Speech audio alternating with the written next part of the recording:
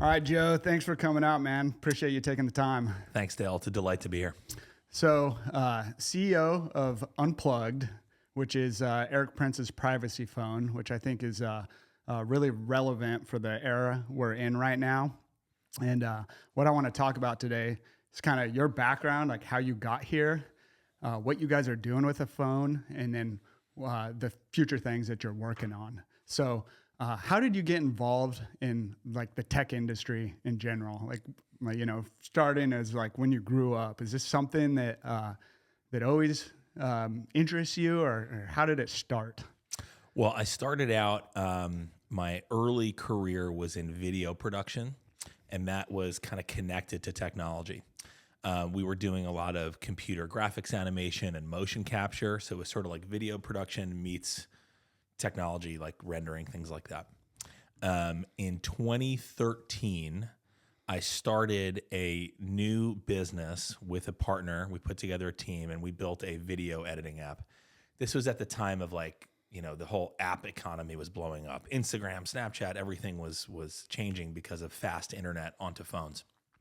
And we built a video editing app that made it really easy to make a little movie on your phone. In 2015, Apple acquired that product and that company, and I transferred to Apple, where I built a team and we built a number of products and services in the Apple ecosystem. Interesting. Where'd you grow up? I grew up in New York. I lived most of the time with my mom in Long Island and part of the time with my dad in New York City, and I kind of went back and forth. Was there were you one of those kids that was like geeked out on computers, or? No, man, I was geeked out on World War II and actually wanting to be a pilot. I was my dream was going to the Air Force Academy, but I would spend a lot of time watching World War II documentaries about the 8th Air Force and everything anyway. So that was my obsession. What'd your dad do? My dad had a really innovative company in the video production space.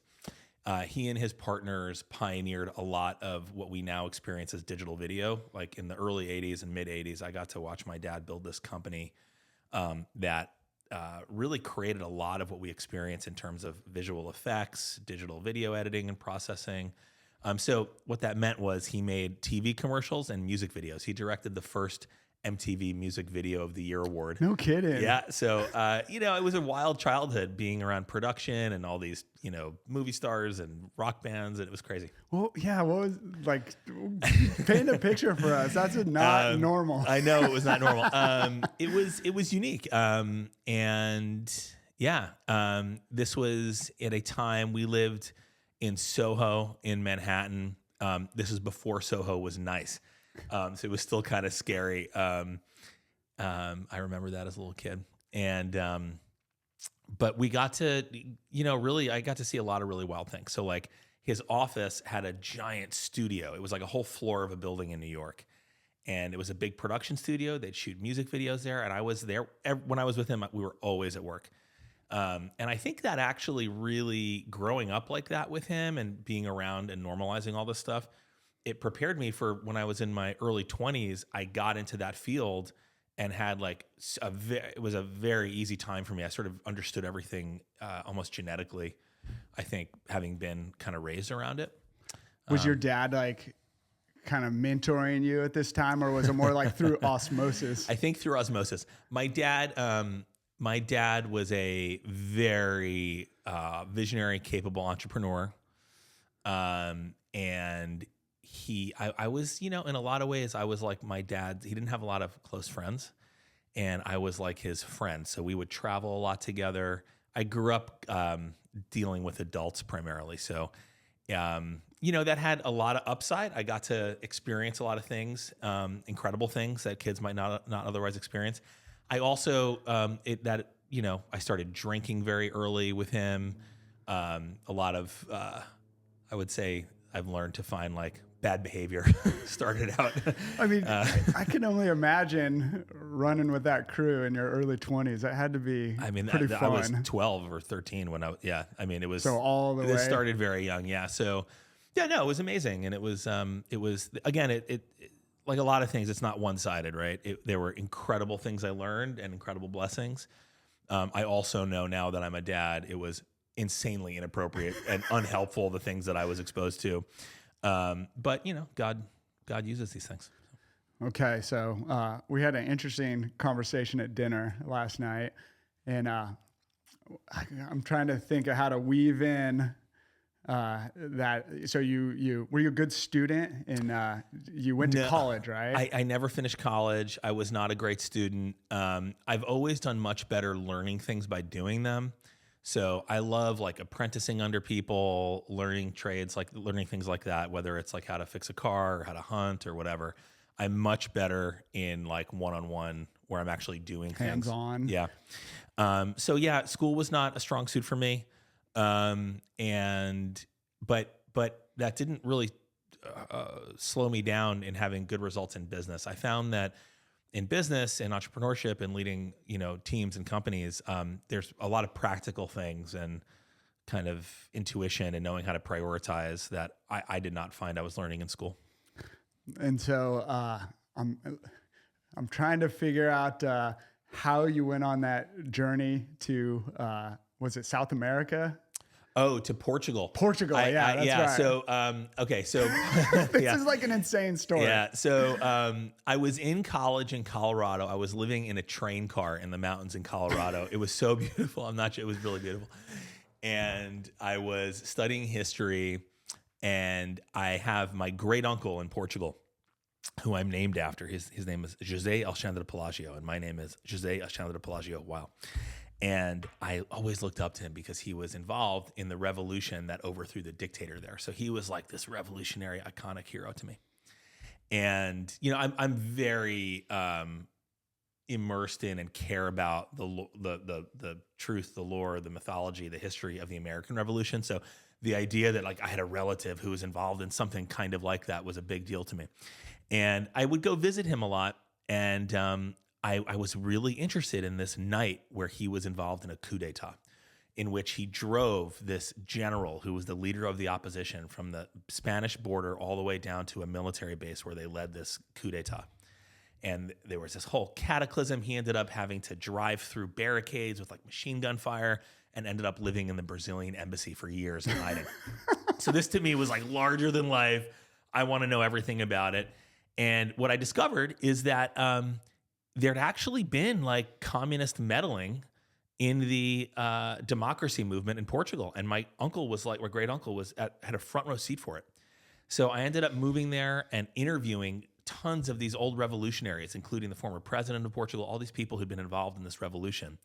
And I wrote a book about how the communists had secretly retarded and delayed the movement for democracy and freedom in Portugal, and then pretended like it was the fascists doing that. Yeah. What's the name of that book? Free Portugal, Portugal Livre. It's in Portuguese. Oh, dang. Is there an English translation? I wrote it in English and worked with, so no, not published, but I can put it out there. Dude, that's fascinating. I think it says something about your personality that you just took off on that adventure. And how old were you at the time? I was 21, 22? Yeah. Early 20s. And then I came back from that. And that's when I started working at one. My dad had these two companies in the production space, and I started working at one of them that had been kind of failing. It wasn't really doing well. It was kind of on its way out, and it was miraculous. I had also, by the way, just at this time been saved. I had a sort of union with Christ, and right after that happened, this opportunity came up in one of my dad's businesses, and I was wildly blessed in this experience where it was a small company and clients weren't happy. It wasn't going well. And I would find myself in these situations where the Spirit would just show me like how to solve the problem. And one by one, client by client, we turned this business around, and it like grew like crazy. We grew it like 10, 20x in a few years. It was really wild. A lot of financial success at a young age. I had a lot of financial success at a young age, which bred hubris and arrogance. And in the journey of growing this business, which was incredible, I got to work with incredible people and build something. I forgot about an Achilles heel of my family, which is alcoholism and drug addiction. My parents both have suffered with this, and other family members. And as I got more successful, because I knew it was an issue. Like when I remember I'd mentioned when I was very young, I traveled with my dad and things would get kind of crazy. And I knew, like, be careful. Like, that's a hot stove. Don't put your hand on it. But then in my early mid-20s, I started having this success, and that knowledge kind of drifted away. And I found myself drinking more and more. And what started with kind of binge drinking events, like a UFC fight or something, where I'd have way too many drinks, that started happening more frequently. And over time, really over not that much time, it turned into like a daily thing. I started doing cocaine. And I physically experienced like not being able to stop. And that was very humbling.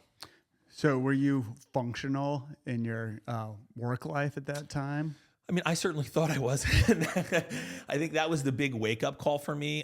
God used my inability to stop drinking to bring me closer to him, because I had sort of been living what I thought was this double life. Like, oh, I'm successful in one area, but then I'm acting like a dirty bastard in another. And, it's a double life. I think there was a single life that everyone saw, and I was the one who had the veil over my eyes. And there was one day I remember very clearly.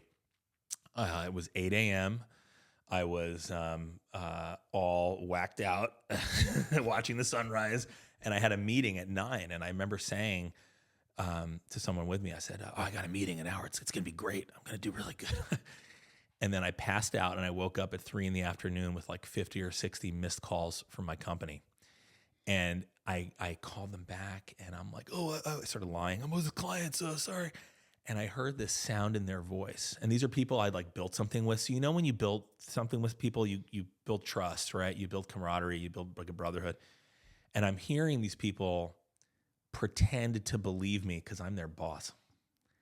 And I was like, oh, reality is not that I'm this big successful guy. Reality is that I'm making all the people that I trust and love and have built this thing with carry the burden of the fact that I'm a drunk and a drug addict and I can't stop. And they're helping me keep up this big masquerade.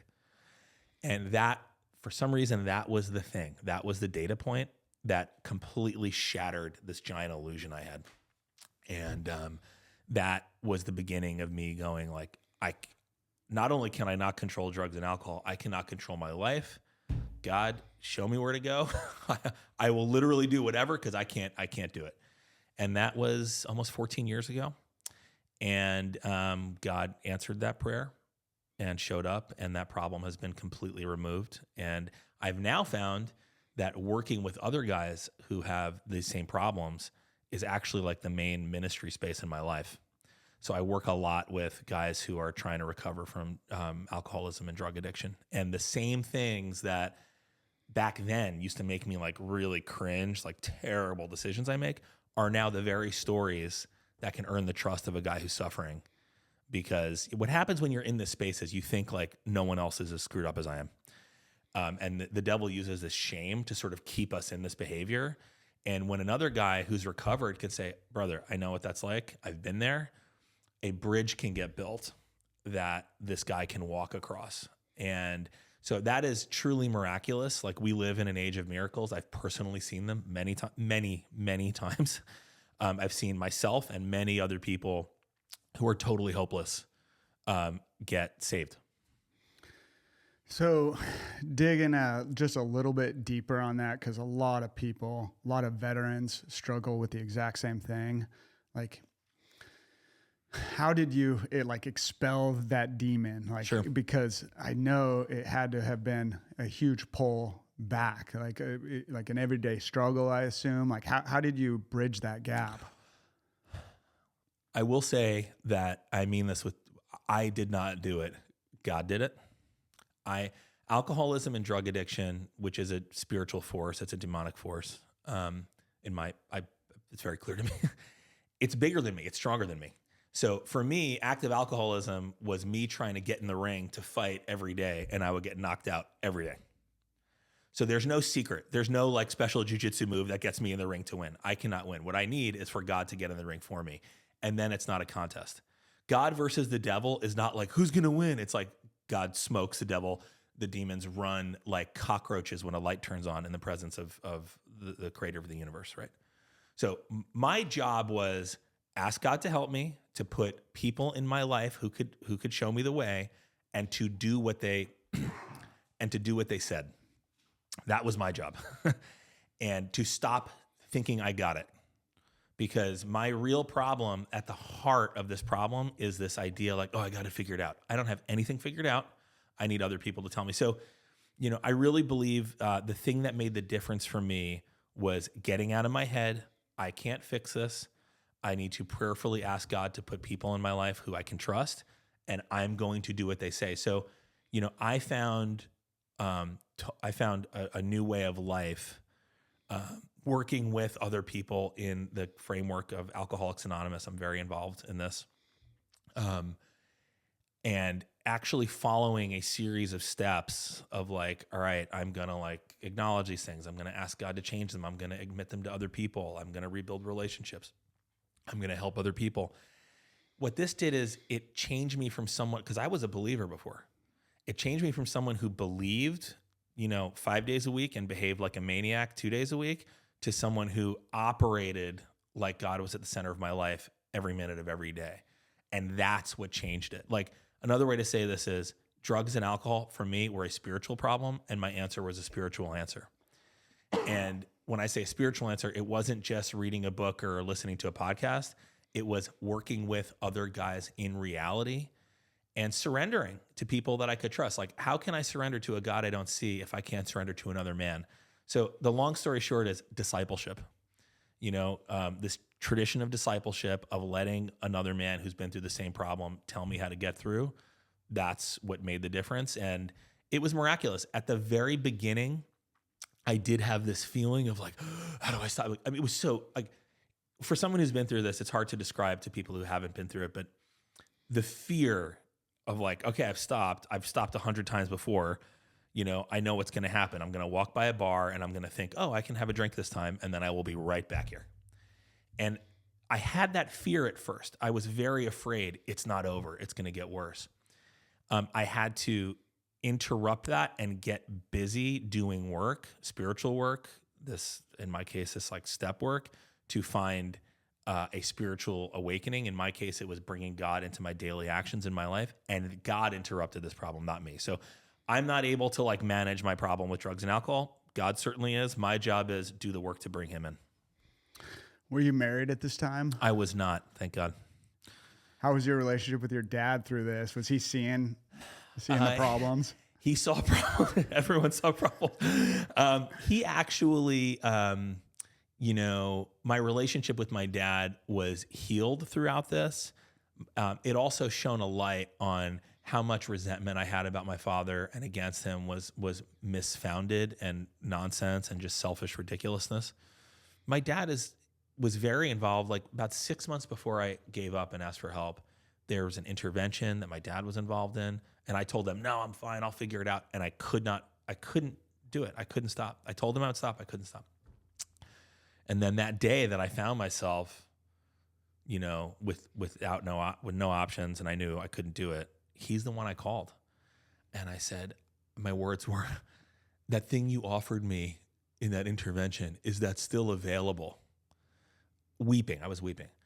Just a quick note. If you call someone back after 6 months and say, that thing you offered me, can I still have it? And you're crying, that means like your negotiating position has changed, right? So and I mean that, God had used my inability to stop to make me humble and say like, please, like I went from arrogant and reluctant to begging. And he said, go home. I'll call you back in an hour. It's going to be okay. So my dad showed up for me. My dad, who I thought was like my enemy and I had all these resentments, he showed up for me. And over time, as I got recovered and rebuilt my life, I got to make amends with him and rebuild a relationship. And the big thing was I got to just be my dad's son. I had a big axe to grind about what he should have been and should have done. And it's like, I'm not God. My job is be this guy's son. So why don't I just start there? And we got to enjoy a relationship like that for the last 5 or 6 years of his life. He passed away in 2019. And, you know, it wasn't perfect, but I was his son and he was my dad. And he knew that I was okay. And that he had seen that I now had a family and had sons. And, you know, my sons are having a very different experience of life than I had. So what a blessing you're able to do that before he passed. I mean, it could have been a lot worse, right? Like, I think a lot of people hold on to those resentments until it's too late and then live with a lot of regret. Many people do. And I would be one of those people if it had not been for, you know, God interrupting my plan. So did you stop like cold turkey at that point, or did you go to rehab, or what'd that look like? I did go to rehab. So he said, go home. I'll help you. And what that meant was you're going to get on a plane. You know, we've had enough of you in New York. So they sent me to California. I did go to rehab. And it was, by the way, I will say this, for someone in this situation, there can be a lot of benefit in going to a place, a detox, a rehab, somewhere where you can just take a break, because it can be very hard to manage these issues in your day-to-day life. And that helped me. So what happened is I went to a rehab, and there was the big book of AA was in the room I was staying. I started reading it. I met some guys. I found some hope. I didn't move back to New York. I basically changed my whole life to put God first and my recovery first.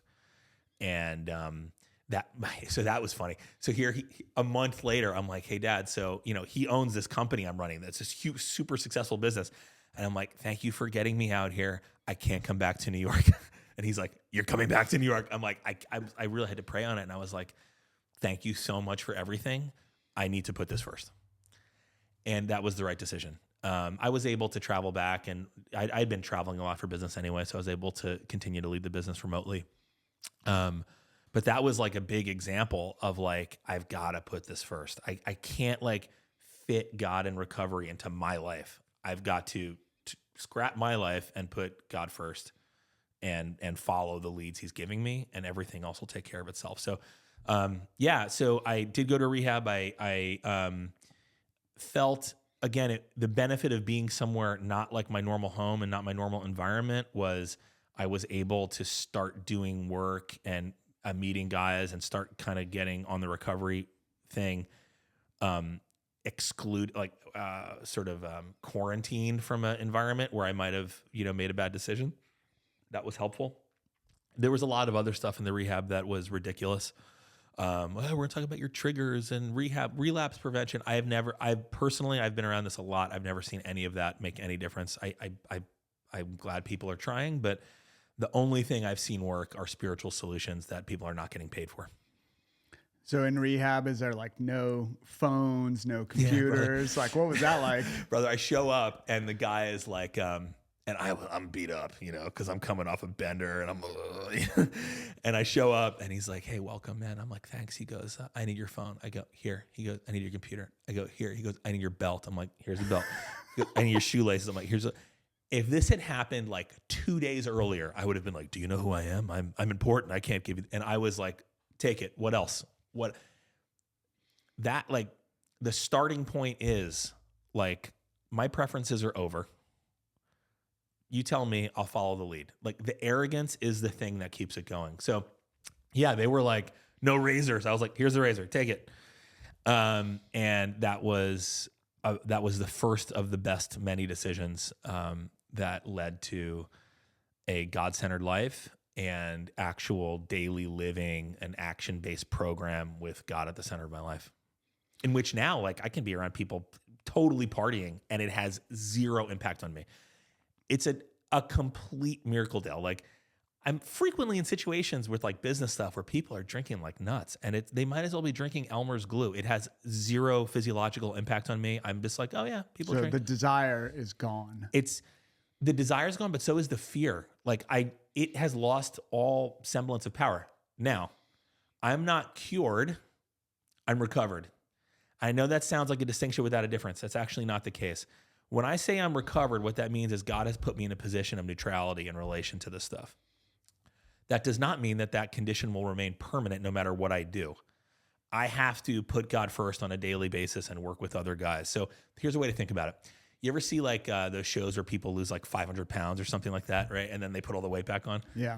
It's like that for drugs and alcohol with me. The way I keep it off is by training other people, right? I focus and I put a lot of time into working with other guys on this stuff.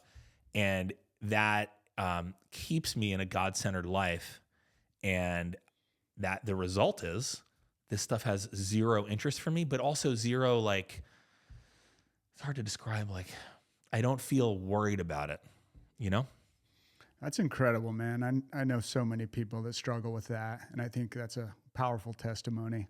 Seems like God brought you to your knees to the point of total surrender. He did, and God is the greatest. And like recovery for me has not been a self-help program, and has been a God-help program. This has not been like, oh, let me like fix up my morality and get some Bible verses in. Like, that's not how this works. Like, I can't do it. And I don't say that morbidly. I say that with like such enthusiasm. I can't do it. He can. All right. So you're out of rehab. Where did you move, and how did you like choose this place? I listened to people who knew better than me. The first thing I did out of rehab is I moved into something called an SLE, which is called a sober living environment, which was a house with 10 or 12 other guys. Half of them were just out of San Quentin or whatever. And it was very humbling, You're like the successful leader, and now you're living in like a halfway house. Yeah, and that was the best. And I'll tell you, it got even better. So it was very important for me to do this. I moved my truck out from New York to California, and I'm living in this halfway house, and I discover when I move it out here, I can't register it because my license is suspended. So now I'm like, I'm in California where you need a car. I can't drive. I'm living in a halfway house, and I'm like riding a bike everywhere, which, I'm from New York, man. No one rides bikes. I'm like, there was even this moment. I remember there was this woman I'd been like crazy about once. It was like in my mind, like, if I have her, it'll all be okay. And I remember her telling a friend of hers once at some party I was throwing to get everyone loaded. She goes, you never date a guy with a backpack. Any guy with a backpack is just a definite loser. And here I am, buying this backpack to ride my bike around. And I was like, but that was the best. It was the best because what I'm describing is essentially like trading in idolatry and thinking these nonsense, ridiculous gifts of the world actually matter for like the truth, which is God's in control. He made the universe and he has a purpose for us. And at that moment, my job was to ride a bike, live in a halfway house, and have a backpack. And, that the real message, like I remember when I first found out the license was suspended, my first reaction was like, I got to get a lawyer and get out of this. And then I was like, no. The real message here is God saying like, this is not the time for you to be in the driver's seat. And it was not having a car for that. It was a year was the biggest gift because it did a few things. It humbled me and made me ask guys for rides. Those guys who gave me rides are lifelong friends. I built relationships in ways I would never have. So a lot of this was, yes, it was really humbling, but it was the beginning of resetting my worldview and my perspective, which had been like, I had been a Christian who felt like, I'll put it this way, like the dividing line is this: is God a tool on my bat belt, or am I a tool on God's bat belt? And I think for a long time I was living like, oh, I got a problem, let me pray about it. Mm-hmm. And I discovered like God was like, not enough, brother. Like I'm gonna destroy this perspective until you realize, no, you're a tool in my plan. And I have found that by surrendering to that, unbelievable things have happened as a result. So yes, there I was living in the halfway house, and much has happened since then that is just miraculous. Is this in the Bay Area? It was in the Bay Area, yes. Okay, so now you work your way out of the halfway house. Yeah, I rented a little house. I got married. I met a girl at church, and I think I was very eager to like be good and normal and perfect again, and I rushed into a marriage. We have 2 beautiful sons. Our marriage was not workable, so now we co-parent our sons, and I have since remarried. I got divorced, I think 9 or 10 years ago. And so I have 2 beautiful sons, older sons, and then I have 4 other kids from my second marriage. It's incredible testimony, man. I think it'll make a big impact on a lot of people. So appreciate you talking about that vulnerable time. Yeah. All right. So is this when you started the new business? Yeah. So right in this time. So I'm sober a few years. I'm married. Things are good. I have a son, my oldest son, who's a really special guy, and he's a baby. And I'm looking at this baby, and I don't know if you felt this, but when I first held my child, I was like, this is a lot of responsibility. I gotta work. I gotta get to work to take care of this kid. And I'm in this business, in this advertising business, and I felt very strongly that I was working with a lot of the top advertisers, and I could see massive consolidation in the advertising industry was going to lead to huge downward price pressure, which was real. And I said, I really need to transition out of this. That was the right move because that happened in a very intense way after I got into tech. So yeah, I started this startup. I was still managing the advertising business. We started this startup to build the video app. We hired a little engineering team, designer, made this thing, and then an incredible series of events.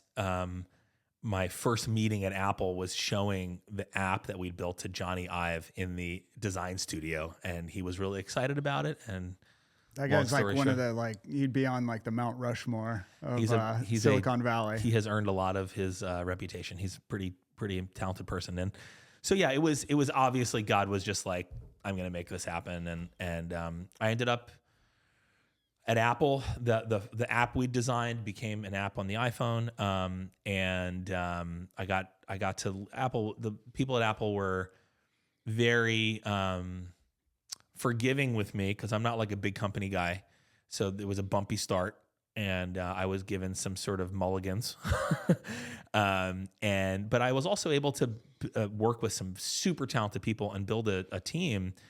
We got to innovate some really cool stuff, and that was incredible. What happened though over time? Was I really felt like Apple changed a lot, and I grew up, at a time when Apple was this very iconic, creative, freedom-oriented company. I remember the Apple of the late '90s, and that had meaning for me. And think different. Like I identified with that.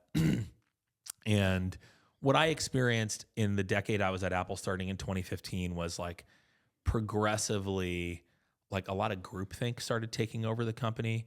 Apple at the time in 2015 was sort of renowned as being not very political among tech companies. I've heard horror stories about Google and Meta, and Apple was sort of not like that. People did not really talk about politics ever at work. That started changing when President Trump was elected, and it was one step at a time. You'd hear some comment in the meeting or, oh, I can't believe we elected this president, just little stuff. But it slowly built. And by the time COVID is happening, in just a few years, during COVID, it turned into sort of Maoist struggle sessions, legit. And groupthink really took over. And I became very alarmed because as this sort of ultra left-wing groupthink starts really taking over, and this really hit its peak in the summer with the George Floyd stuff. And we can talk about that in detail if you're interested. But as that started hitting its peak, I started realizing the censorship decisions that were getting made reflected that we're basically living our lives on two platforms, Apple and Google Android.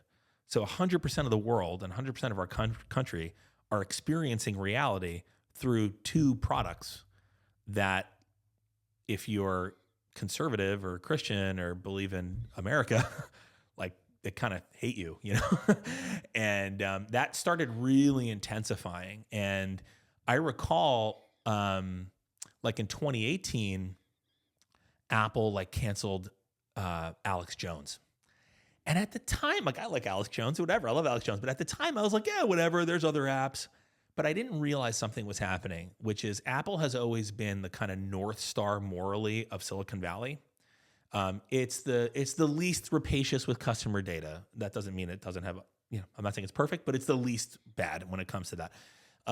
It's been the least political. It's been the least crazy, whatever. But what that also means is when Apple resets kind of the center, other companies will follow suit. So Apple bans Alex Jones from podcasts, and all the other companies do. Not only is that crazy that they banned Alex Jones because of the whatever he'd said about the Sandy Hook stuff, but it set the precedent for canceling people. So next was Me Too, and then COVID. And what started happening was like really insane censorship of, and I guess you were in the Air Force at the time. So like for normal people, this was like, oh my goodness, what's happening? Like I can't express myself. What really concerned me was as censorship was happening en masse, traditional conservative people were moving towards a limited number of apps where they could express themselves. And by 2021, there was just one called Parler. And after January 6th, Apple was like, that's it, no more Parler. And then, of course, Google said, yeah, no, that's right, Apple, no more Parler. And then Amazon said, yeah, that's right, we won't even host their web services. And within a minute or 5 minutes or whatever, we went from a republic to not a republic, in my perspective. And that for me was the big tipping point. I should have seen it much earlier, but that's when I was like, these two forces are converging, which is we have no diversity of our tech platforms, and the two that we do have are kind of anti-American. And when that they crossed at that moment, and I was like, wow, like what am I doing? Interestingly, that's literally the day that Eric decided to start this company. So here I am at my place in Idaho, like hiding away from the country being burned down. And the very minute that I'm like, what am I going to do is the moment this company starts. And, I tried to have a lot of debates at Apple about censorship and protect blah, blah, blah. And by the end, I was just like, I'm just going to talk about the Bible in every meeting. Like, I was just like, I'm just going to, I'm going to be as obvious as I can be. But it became clear to me that, it's similar to like when cars became popular. There was like Ford was the only car, and then it was Chevrolet, and then suddenly there were many, right? I think we're in a similar moment with mobile phone technology. And I realize like we need more options, not just because of censorship, but also like the culture of these companies. I was doing a lot of these like trainings, like transgender pronouns and, and it's, if you read like Live Not by Lies or read Solzhenitsyn, it's like, it's not acceptable that I'm clicking this thing, pretending that this lie is reality. That's not acceptable. It was also, it was very clear internally, you can't hire white men, or if you do, there's a lot of friction to hire white men. I'll put it that way. Like, is it impossible? Maybe not, but sometimes that was explicitly stated.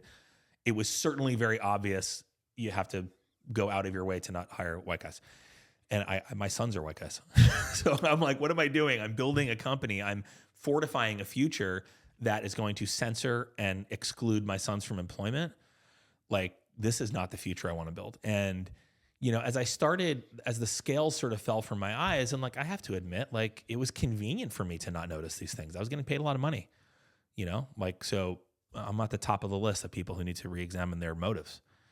But as I started really looking at this, I was like, wow, a lot has come out. Recently a great book called Apple in China has come out, which is about the role that Apple has played in growing the Chinese economy. It's estimating, possibly $1 trillion has been invested by Apple alone in Chinese manufacturing since 2008. That's a very, very big deal. What's happened to our cities while China's cities have ballooned and with these new skylines. So to me, as I look at that, or obviously all the sort of Maoist stuff that I was hearing internally, which is expressed externally, Apple celebrates on its own website. Look at its newsroom. It celebrates, posts articles about giving hundreds of millions of dollars to these ultra left-wing groups like Recidiviz, and there are many others that lobby for decarceration, which means letting crazy criminals out of jail to do what? I don't know, harass. Make life impossible for normal people. There's other organizations like National Transgender Visibility, which buys, chest binders and stuff. So all these things together, what I really started realizing was like, man, like this company that I like love, that I really identify with, appears to me to be like contributing to the destruction of my country. That's scary, and I realize like we all see what's happening with our government and the corruption and USAID and the NGOs. And I understand this feeling of desperation and total despair. Like, oh, what can we do? Like, no matter what we do, these scumbags. But there's these big area where we can make a difference, which is one of the biggest factors here are the companies that are doing this that we're paying.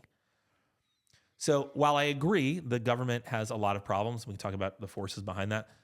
One area we can make a difference today is what we're funding, because these big corporations, which are, I believe, like really putting our country at risk, Google, Apple, Meta, the companies that are increasingly a greater and greater concentration of our economy, are putting us in enormous risk with our data, our personal private data, enormous risk with censorship, prioritizing terrible ideas for the United States, funding them, and even funding our adversaries in China. So for me, this is the crossroads for us. Yeah, we got to talk about voting. I mean, I have concerns about the legitimacy of voting in California and other places. But one area I know we can make a difference is what we are funding. We're giving these companies the incentives that they're responding to. So that's when I had this opportunity with Eric, that was the big observation. Was like, yeah, do we need a privacy phone? Yeah, but we really need something we don't need less than that. We need more, right? What we need is a privacy preserving new platform that is pro-America. That's what we need, right? We need to change the incentives of these big companies. So for us, success is, yeah, we want to grow big and have lots of people be on our platform, of course. But success isn't really monetary. Success is realignment of the standards. I want to put so much pressure on Apple and Google and other companies that they have to change their practices or get beat, right? So I think it's time for us as Americans to realize like we're actually driving the ship in a lot more ways than we realize, and we can have some engagement, make some decisions to get different outcomes. Yeah, I think a lot of people have kind of memory hold that whole like COVID time period because it was so horrific. I mean, when you look at the deplatforming in conjunction with the debanking, which like Mark Andreessen's talked about, I mean, this is like this super powerful forces that are operating outside of the Constitution. Bro, this is, you've said it, memory hold is it. And, we were talking about this. It's like, my wife has had a lot of kids. She's the best, by the way. I'm here. I'm able to be here because I have this incredible wife. It's important to identify this.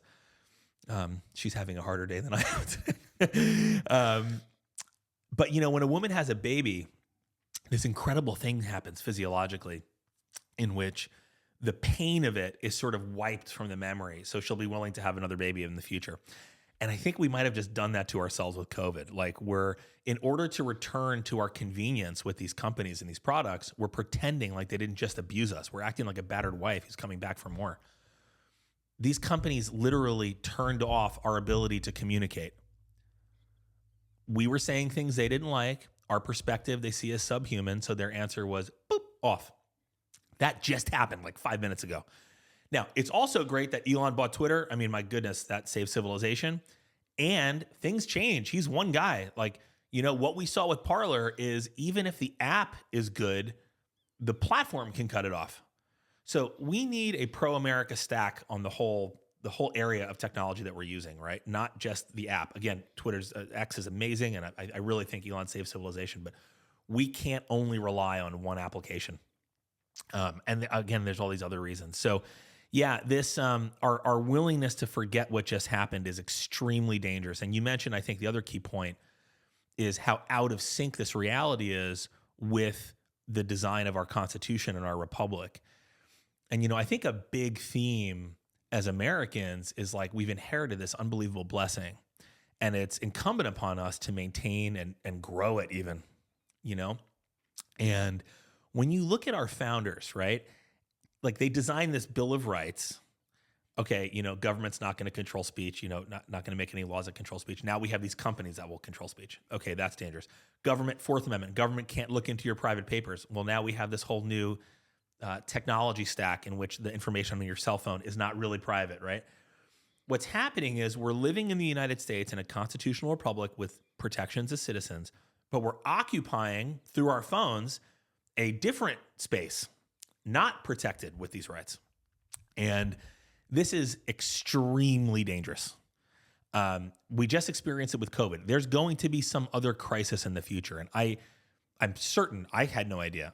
People do not realize how much risk we face, both when it comes to civil liberties, personal safety, but also with our adversaries. The information from our phones is streaming off of our phones to publicly purchasable data sets that are bought by advertisers, our government, and China, big time.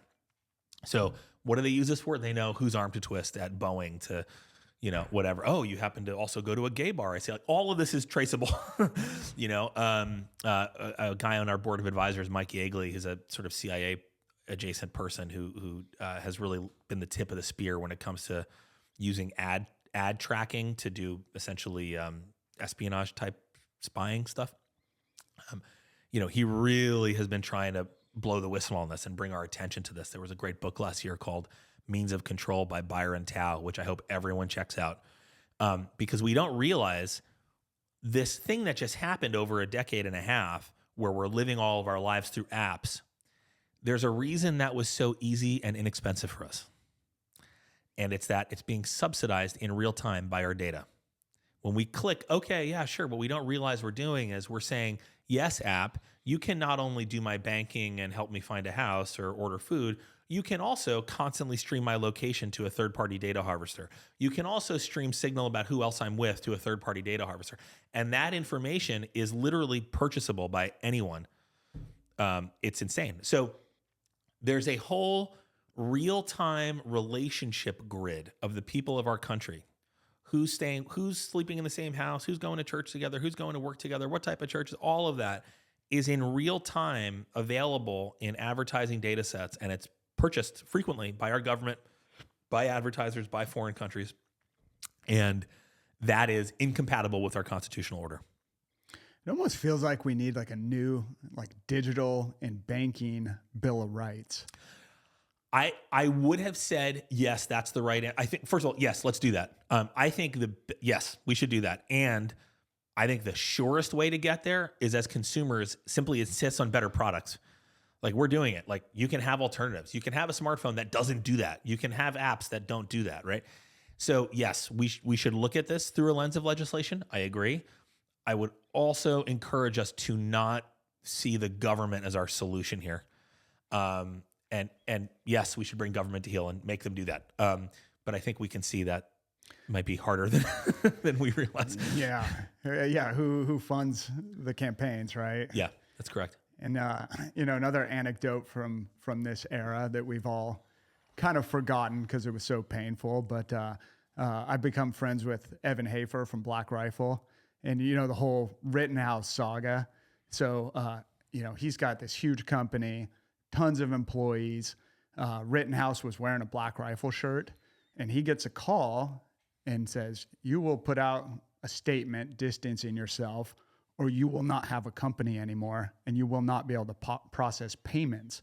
So you look at just how few people can wield so much power over vast areas of our economy, and it doesn't seem American. It's not American. It's incompatible with the nature of our republic when private companies can, for political reasons, structure who can and can't do business.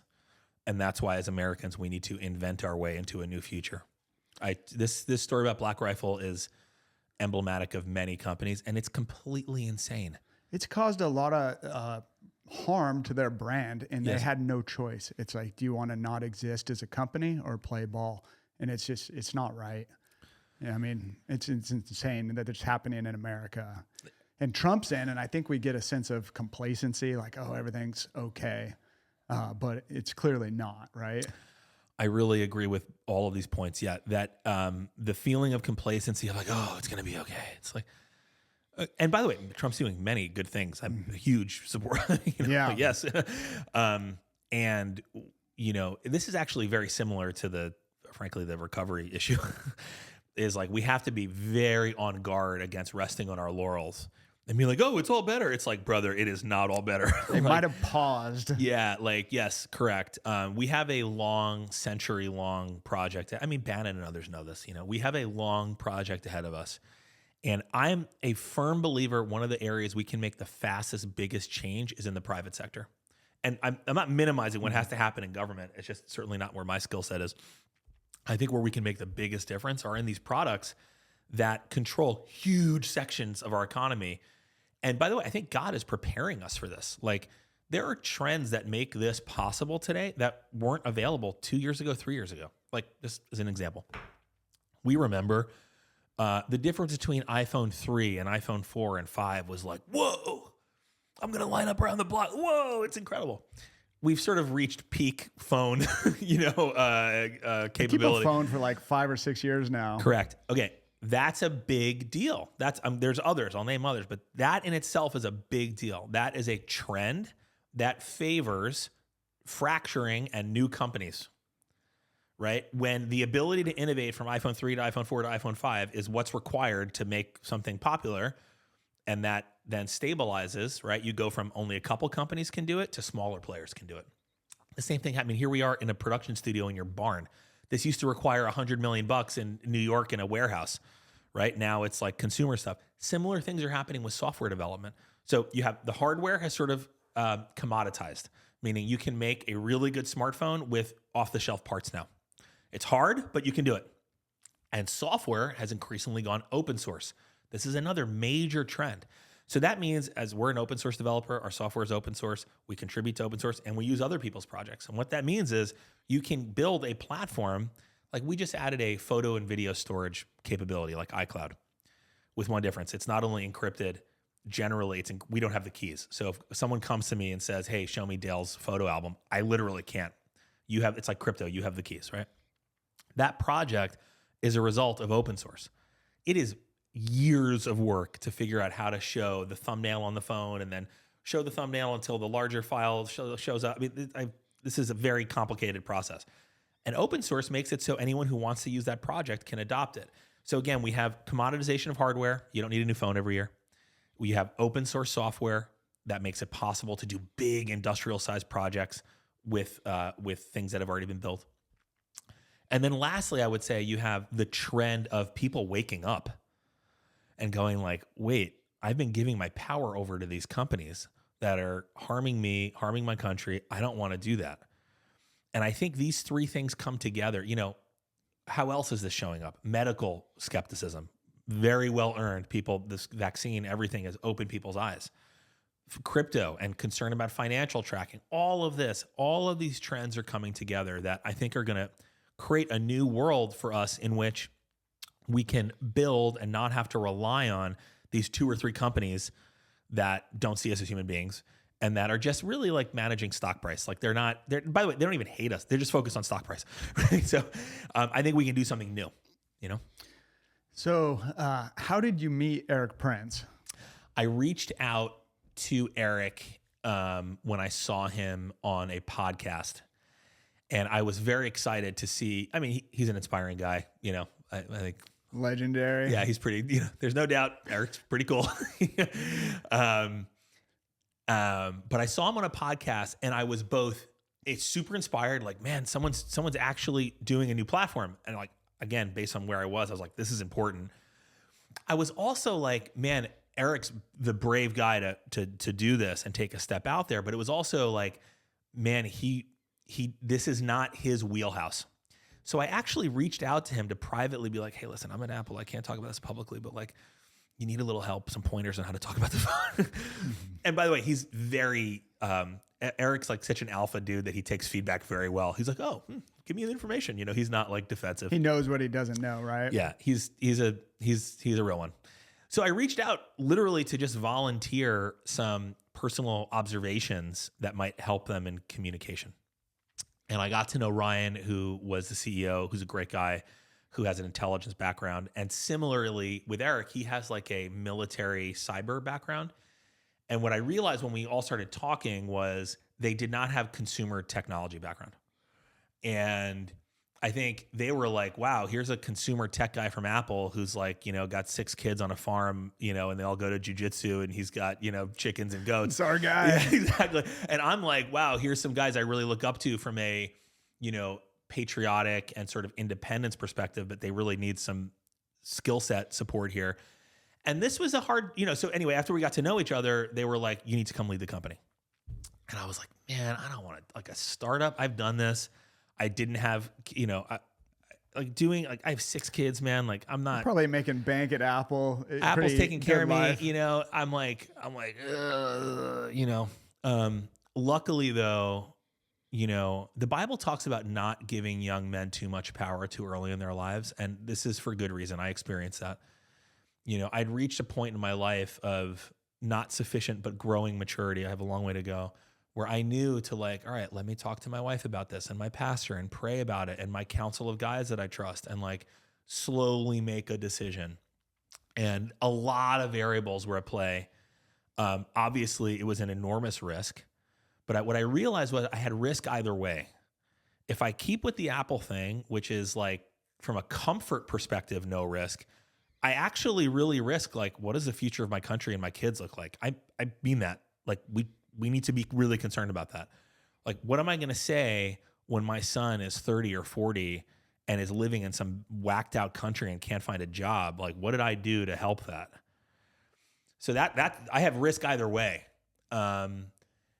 So, we took some time. They had come out to California to invited me to a dinner with some cool people, which was great. And that's when I first met them in person. And we just started talking a lot. And it took, I don't know, maybe 6 months of 4 or 5 months, like really talking it through. I got to know the team a lot. Really dug in of like, all right, what's the plan we're going to execute? Like, how are we going to get this product right? Because basically they'd built a phone that had a ton of cyber protections, but it was not, from my perspective, very usable as a normal consumer device. So I was like, how do we make this like really easy to adopt? So we developed a plan, and then in April, end of April, early official first day was May 1st of this past spring. And yeah, I jumped ship and here we are. What I love about this story is it's like uniquely American. So, we can despair and black pill and just complain on X, which is fun sometimes, but you're like affirmatively doing something to take action and give people an option to change course. I believe your observation is right on that. This American spirit is our chance. It what gives us. We have an out because we have this innovative DNA. We're blessed by the spirit of innovation by the Lord. Like, yes. The black pill thing, like I really get it. And I understand the draw. It is not lost on me what is happening in the world. Like, it is very clear. It's scary. Like, I know what time it is. You know what I mean? Like, yes, it's scary. It's scary. And what does the Lord say to us? Fear not. Fear not, brother. Yeah. Over and over and over and over. 365 times in the Bible, he says, fear not. That's once for every day. Right? So, this idea of like, oh man, we're behind enemy lines and the satanic communists are taking over. Yep. Oh, we're on the same page there. Okay. But the notion that we don't have a way out, that is literally what they want us to think. We're in a spiritual battle. The demons want us to, again, right back to this addiction I went through, man. It wants you to think there's no way out. Mm-hmm. It wants you to think the little concessions are okay. It wants you to think, tomorrow. What does God want us to do? Humble, thoughtful, prayerful action in colleague with other people of God, right? He wants us to both, he doesn't want us to like rush into action headlong crazy. He wants us to avoid the false urgency, but he also wants us to avoid the apathetic doomerism thing. Because like there's biblical precedents for this, like you look in the Old Testament and there were some good kings of Israel and some bad kings of Israel. And one of them was this guy Ahab, who was like, to me, the ultimate expression of what we're going through is this Ahab and Jezebel dynamic, where you have this cowardly king who marries this non-believing queen, who basically takes over. The way that story goes, it's crazy. He's the king, right? And the way the story starts, he goes to the neighbor who owns a vineyard next to the palace, and who's an upstanding guy, and he goes, hey, I'd really like to buy your vineyard. It would really add a lot to the palace or something. And the guy goes, I can't sell you this. My forefathers built this. I'd be dishonoring them. This guy's like a stand-up guy, right? And there's no way I can sell it to you, king. Next scene, Ahab's in his room crying. oh, the neighbor won't sell me the vineyard. His wife comes in. She's like, what's wrong with you, pussy? Why are you crying? You're the king, And she goes, I'll deal with it. And what does she do? She writes a letter to some scam artists around in the council. They get him to scandalize and cancel this guy until he ends up getting stoned to death, loses everything, and they take his vineyard. To me, this is the playbook we're seeing of this sort of satanic feminist communist thing that's happened, in our country, is like by us abdicating leadership and just going the easy route, it's comfortable. This dark spirit takes over, and we have to firmly, lovingly, lethally say, no, you're not getting the country. No, you're not getting my family. No, you're not getting the future of civilization. Because, America's the last place. Look what's happening in Europe right now. Since the American Revolution, there have been these waves of democratization, right? This march towards democratization. It's this very like UN vision of like, we're all going, and they've just sort of skipped past like democracy matters. And now it's like, I don't even know what I would call that's happening there. Like speech codes to enforce multicultural illusions is the new thing that everyone must do. And it's totalitarianism. So it's like, this is the last stop. So we've got to do it. God's going to make it happen for us. We just need to prayerfully do it and get into action. All right, let's take a quick break, maybe warm it up in here a little bit. You got it, brother. And we'll get into the capabilities of the phone next. Can't wait. She'll hang rainbow flags on the wall, but not the 10 Commandments. To her, math is oppressive, grammar is colonial, but activism is essential. Every history lesson ends with, and that's why America is the problem. She won't correct spelling, but she'll correct pronouns. She won't open the classroom until her union demands are met. She says every child deserves options, except when it comes to choosing schools. She calls it personalized learning, but really it's just YouTube. She says parents are partners, but calls them extremists when they disagree. Every subject is political science, even gym. She teaches the 3 R's: recycling, resistance, and reparations. She is the most modern teacher in the world, armed with buzzwords, TikToks, and a taxpayer-funded therapy dog. But not every classroom is like hers. Some of us still believe kids deserve better. Better teachers, better values, better futures. At Papa Bear, we make things the traditional way, with American hands, local farms, and ingredients you can pronounce. Our original all-American premium tallow balm is a return to what works. Grass-fed tallow that feeds your skin like it used to. Cold-pressed olive oil to calm and repair. Raw honey to heal. Local beeswax to seal it all in. No fillers, no toxins, no guesswork. It delivers deep, lasting moisture without clogging your pores. It calms redness, restores balance, and helps your skin actually heal, instead of just covering it up. Papa Bear Naturals. Return to what works.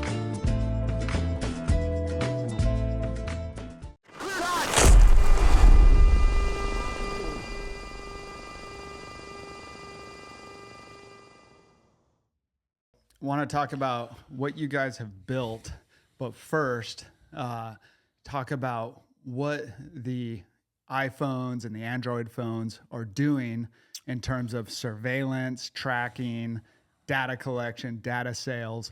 So what does that look like when you're on your iPhone and you're downloading all these third-party apps and you're agreeing to the terms of service? Like what is actually happening with your data? Yeah, so I'll walk you through how this works. So the way I would describe the risks with personal information on a phone is like a pyramid, like different levels of risk that get more acute and more rare as you go to the top. But at the bottom level, the big risk that affects everyone, and it's very serious, is what I would describe as like passive app tracking.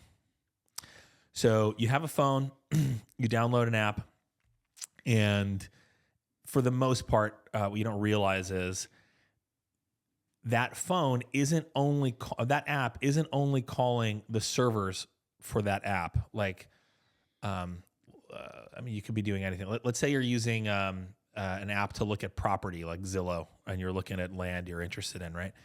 Zillow, the app, is calling servers that show the pictures, the zip code, the prices, right? Those are Zillow servers. Makes sense. It's also calling dozens of other servers that have nothing to do with the content you're looking at in your app.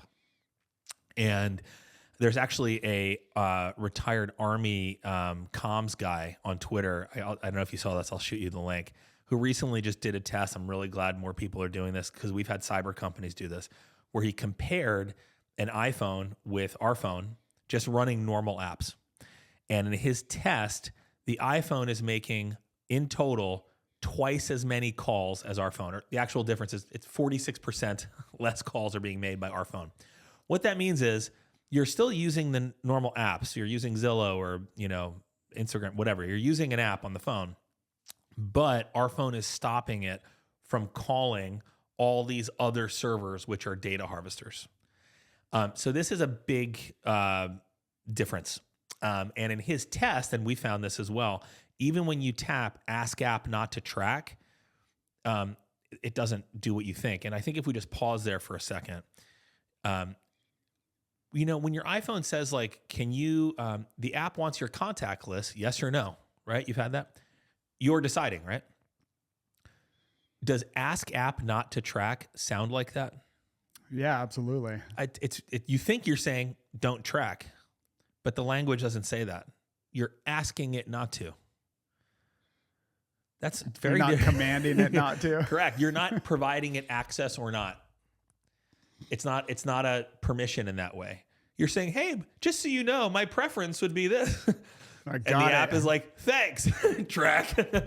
So what his test is showing and what our tests have shown is that Ask App Not to Track does not prevent these apps from calling data harvesting servers. And what the test we did, what it showed was in a 1 hour window, a phone that's running 33 apps, all the stuff you use, Pinterest, Expedia, whatever, just, Spotify. An iPhone with Ask App Not to Track selected for every app made 3,181 calls to known third-party data harvesters. And in those calls, exchanged 270,000 packets of data in 1 hour, which ends up being over 60 packets of data per second. Now, most of this is like your location or any Bluetooth signal of anyone you're around, but they're constantly phoning home to these servers. And in the same test, our phone made 0 calls to these servers. So back to the pyramid. At the bottom level of the pyramid, the biggest risk we all face is third-party tracking from apps and also websites. And what our phone does is at the device level, it blocks all this traffic.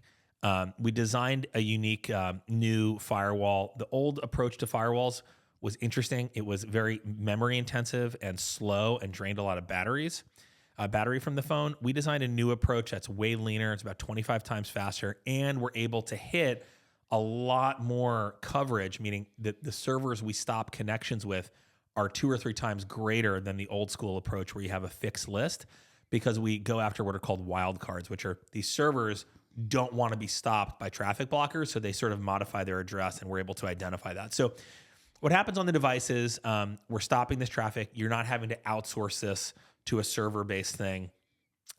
We believe real security starts and ends on the device. Like, that's a very, very important feature of our roadmap and everything we do. So back to the pyramid. The bottom of the pyramid is app tracking. That's not the only risk you need to deal with, but it's a very, very big one. And I think this is an area where we'll talk about other risks like Trojan horse stuff and other things, but this is one I think it's important for people not to blow by.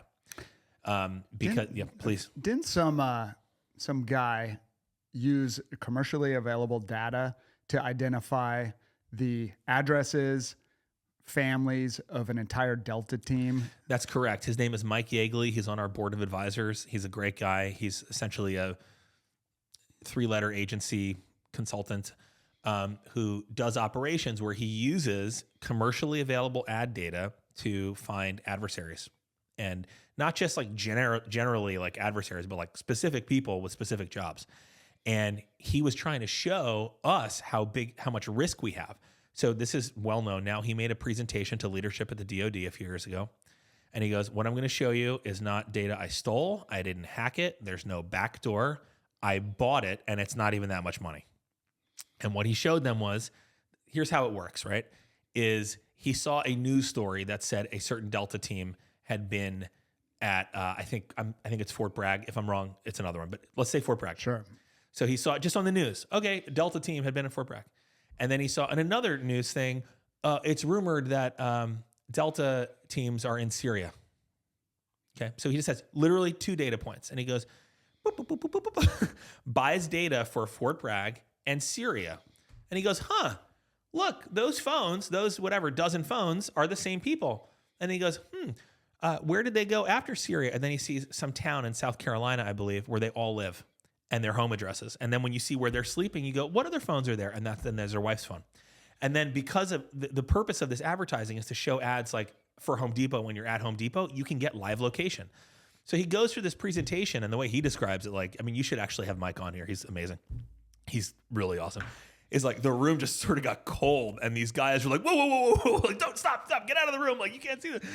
And Mike's just like, hey, this is commercially available. So the message here is, he picked, I think, the perfect way to tell that story, because there's really nothing more secret than like the home addresses of the wives of our Delta guys who are like, serious props to these guys. They're like saving the world, you know what I mean? And like they need to be protected. And he's able to find their home addresses and their wives' locations like this. So the reason that's important is if you can find those guys, assure you can find anyone. That's insane. Correct. So what Mike was showcasing is the ability to use this data to find an individual. This is very doable. And he showed it. It's very doable. You can also use it, and it is used, to say, show me all the people who go to Presbyterian churches versus Catholic churches versus mosques, that or gay bars or crypto conventions or the gun range. Like, so the concern I have is the national security risk that Mike is pointing out, big time, but also the civil liberties risk. The truth is, like, I don't know what I'm more concerned about, like China, which I'm very concerned about, or our country going tyrannical. And, some crazy, communist government suddenly deciding we need all the guys who go to gun ranges in church, like that doesn't sound too far down the road for me. You look at what they did during COVID, and then you look at what's happening in the UK right now, where people are literally in jail for hitting retweet on the most benign memes. And this is why, back to our founding, the founders created not only the Bill of Rights, but don't forget, one of the first acts in Article 1 is establishing the post office. And when you look at their debates, the purpose of the post office was the republic cannot exist if citizens can't communicate privately. So they made laws, established a post office. Post Office Act of 1792 says opening someone else's mail is a felony. A postal worker transmitting information about what someone sends or receives, felony. Encrypted comms and private access to news and information was part of the founding. It's the most American thing possible. Brother, correct. And so national security, civil liberties, huge risk from this bottom part of the triangle. It's very, very significant. Now, there are,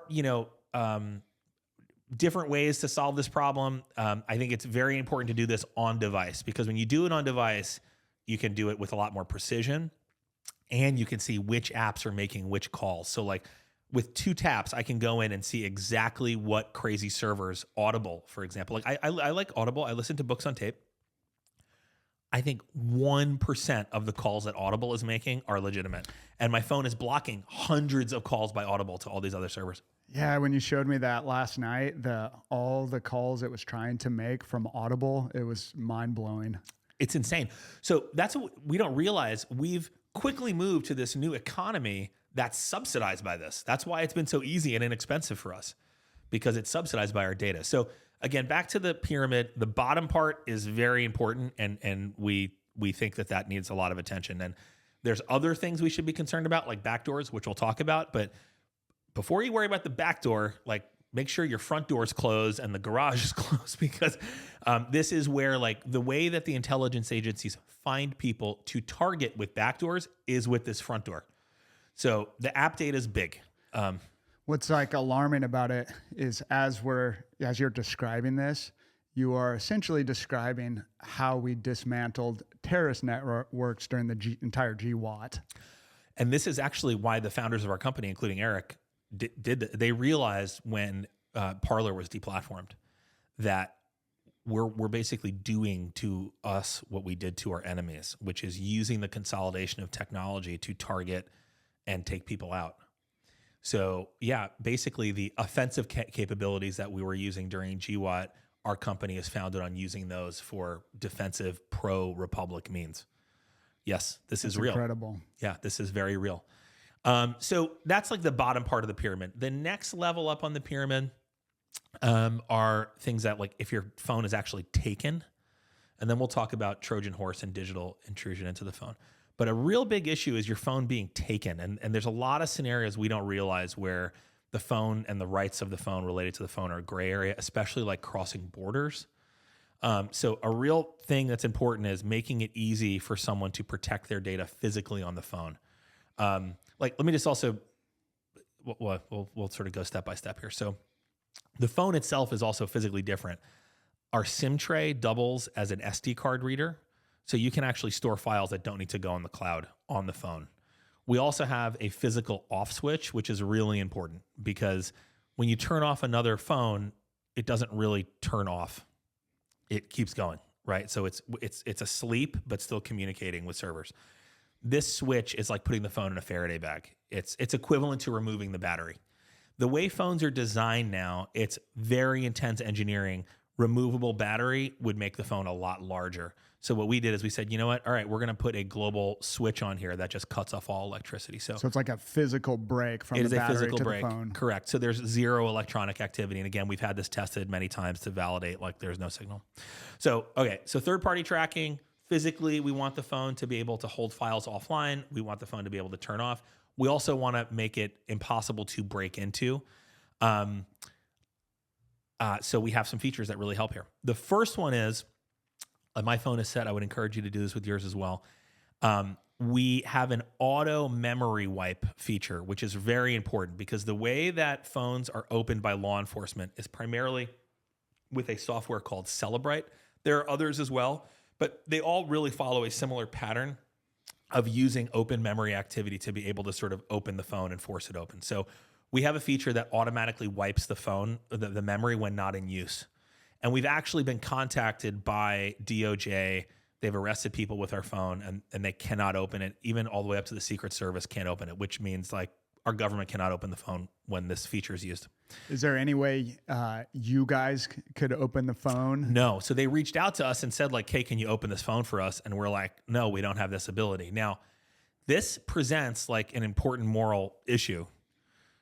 Some could see that and say, oh, you're like pro-criminal. It's like, I'm pro-Constitution. And I think our founders actually answered this for us. You know, they designed a system that really you have to prove guilt, not innocence. And they knew, wow, a lot of guilty people are going to get out on this system, but we got to make this call. And we feel very similarly here. So our position on law enforcement is we're insanely pro-law enforcement because they protect our constitutional rights. And we want to build products that mirror that commitment. So yeah, we've been asked, hey, can you open this? Someone was busted with illegal stuff, and can you open the phone? And not only can we not open the phone, we have no unencrypted data. So I mentioned like the photo and backup storage. It's encrypted from us. We don't have keys. This is different than Apple. So recently, you remember Apple was forced by the UK to unlock cloud storage. We just don't have that capability. It's like crypto. So when you sign up for our service, we give you the keys, we don't have them. So we have no unencrypted data at all. Another thing that's important when it comes to backdoors is what's open source. So what that means is from a software perspective, anyone can analyze, build, view, comment on our software, and you can see for yourself if there's any holes or anything like that, and we have testing all the time to validate this. So yeah, we have no way of opening a phone. So the hardening with the memory wipe is really important to prevent anyone from using these commercial products to open the phone. This also prevents Trojan horse products, like you've heard of Pegasus or other things like this. These aren't apps that are being installed. These are basically like malicious files that are coming in through applications, and they're existing in memory. And when you wipe the memory, you eliminate the state that they can operate in. So it's not like an app has been installed on your phone. It's like something's running in memory, and when you wipe it, that thing is no longer functioning. So this is very important. And we have we'll talk later about this. We have some very exciting things coming up about sensing intrusion attempts on the hardware, which is pretty awesome. So, okay, we started at the bottom of the pyramid, which is app tracking. We go up to the physical access to the phone, being able to turn it off so there's no trace at all, being able to have files offline, being able to wipe the memory so that it can't be opened by third-party intrusion apps, or Trojan horse software can't exist in the environment. There's another product we're announcing like right now, so I can talk about it here, and we got some questions on Twitter about this. A lot of people will say, very rightfully so, well, what's the point of a privacy phone if the telecom companies are just tracking me? And like, I agree. So we worked with a really innovative MVNO called Pond, and we created a new data product that we're rolling out right now. It's exclusive to our phone, and it's different. It's a new type of SIM. We're calling it Renegade, like a nice Jeep CJ. Nice. And it's a SIM. You can do eSIM or physical SIM, but it's not a mobile phone SIM. It's an IoT SIM. What does that mean? So the cell towers, they basically transmit 5G and 4G for mobile phone SIMs or IoT, Internet of Things, Teslas, toasters, whatever. So this is one of those. There's no like phone number attached to it, although it does have an SMS capability. I'll explain in a minute. So what that means is you're on IoT, you're not on mobile phone. It's not regulated by FCC. So we're able to purge the location of your device in relation to the network every 24 hours. So rather than the location of your device being permanently kept by the telecom companies, Pond is purging it every 24 hours. So if law enforcement comes to Pond and says, hey, where was Dale? They go, well, we have the last 24 hours and that's it. There's nothing before that, which is very different than your permanent history. Yeah, isn't a lot of the like the cell phone data capture just kind of a legacy of the old landlines? Yeah, it's where so they crazy. Just keep everything forever. Pardon me. I mean, yeah, it's so crazy. Like a lot of this stuff, it looks like the intent is to track us, and it's not. It's a byproduct. Remember when like back in the day, like my parents like used to get a phone bill and be like, hey, did someone call? Long distance? Totally, right? So that's the reason for keeping all the information around, is so that they can have bills, and which no one has looked at a phone bill in like 20 years, right? So it's interesting, like, and we're really eager to work with the telcos to change these standards, because no one cares. It's just all data now. And this archaic approach of like keeping track of where everyone has been is totally out of sync with our Constitution. So we think this Renegade SIM is like an important first step. It's a really important first step in that direction. So the way it works is you have the SIM.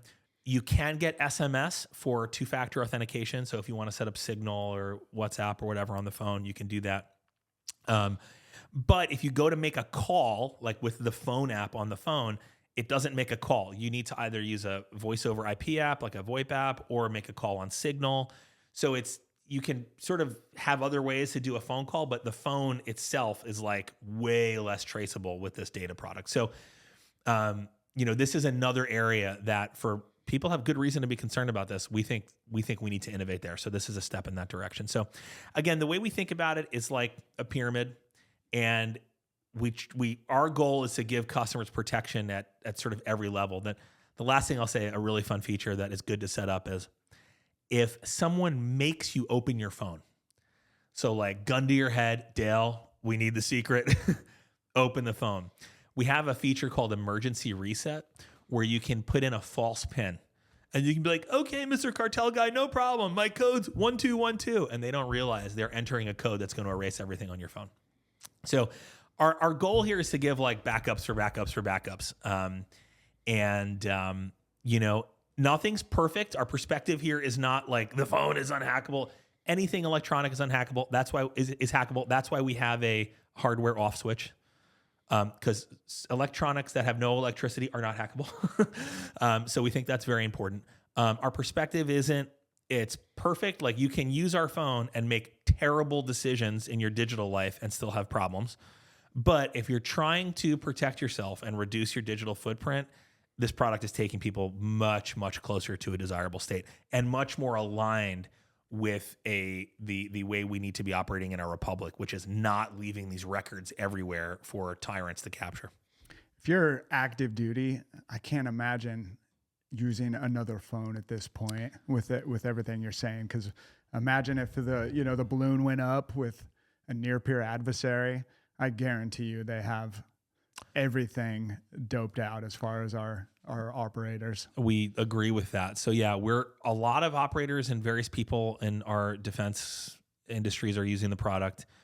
We have active guys and various station chiefs using it. We have operators and battlefields using it.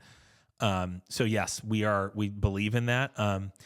We're not making like government sales our first priority. Our goal is to build a consumer business. The way it works is when you're selling to government, for anyone who's not done this kind of stuff, it's like very feast or famine. You have these big contracts and they take years to land, and then, oh my goodness, which is awesome. And we think there's a big opportunity there. However, what we want to do is build a stable consumer business so that we can do projects for government agencies without like making or breaking the company. Another thing that we think is going to help here is we're moving our production line to the United States. We've been assembling in Indonesia. We are very China light. We have no high value Chinese parts in the phone. But we've been assembling in Indonesia and we're moving production to the United States. So we have chips and components for our next run, and we'll be doing that here. And we think that's another important thing when we talk about values and the sort of trade-offs we've been making. This cell phone economy has created a lot of value and wealth for a very narrow slice of Americans, and it has impoverished a bunch of Americans whose jobs we've shipped overseas. So, we're not angry at China, but really my view here is not like we shouldn't be pissed at China. We should be like, they understand the value of labor and we should learn from that. So our view is like, it's time to start taking this back. It's time to start building the sort of institutional muscle memory again of making things here. That's incredible because I'm unaware of any phone being manufactured in America. So is this going to be one of the first? Or? Yeah, big time. It's very hard to do this here. So I'm luckily surrounded by people smarter than me who have expertise that I can leverage and that we can use on the team, because making a smartphone is an engineering marvel. It's actually like an order of magnitude more complicated than like an iPad or a Mac laptop. When you go from like this big to this big, your margin of error goes down like by orders of magnitude. So even just assembly here is really tough, let alone the rest of the supply chain, which we have literally paid. We have given our money to Apple to give money to China to build the supply chain for phones. Like, I don't think we understand how many layers this is. The phone has hundreds of components. Each component has layers of companies that are involved in supplying the tools for that and the materials for that and all of it, right? So we used to have these capabilities in auto manufacturing, for example, and we just literally gave it to China for smartphones, which is a very high value product. So we're starting with assembly and some component sourcing in the US. The chassis will be milling here. We have a line on batteries, but it's going to be one step at a time every year to sort of get more and more components here. And it's a lot of brain power. But again, back to the trends that make this possible. The whole notion of like a new SKU every year is totally stupid, and it's based on pleasing Wall Street. It's like Wall Street's used to this idea of like, what's the new iPhone? We don't care at all. We don't think anyone cares. We'd much rather make like a really good phone every 3 to 4 years. And then there's huge benefits to this from manufacturing and operating system perspective. Manufacturing, one of the things that makes making the phone here really hard is if you do a new SKU every year, you've got to train the labor talent every year on how to make the new phone. And when you're paying American wages, that training time ends up being really expensive. It kind of like doubles the labor cost of the phone. But if instead we say, no, we're going to make one phone throughout the year. We're not going to make all of our phones in 1 month and then spend the whole year selling them once a year. Instead of that, we're going to employ people all year round for a few years.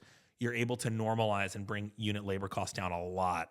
So the trend of who cares about the new hardware allows us to build here. 1, 2, the thing we took advantage of that I didn't know was here is there's not a lot of like smartphone manufacturing expertise here, but there is a significant secondhand smartphone refurbishing industry here, which is not the same thing as mass production, but there's a lot of skill sets that are connected there. So we've been able to put together a lot of talent and value from that part of a local national industry that we have, which is smartphone refurbishing. So A lot of this is just like, how do we get creative? How do we think outside the box? I can assure you, when I first said to people, like to the team, like, we got to build this in the US, they were like, sounds great, not happening.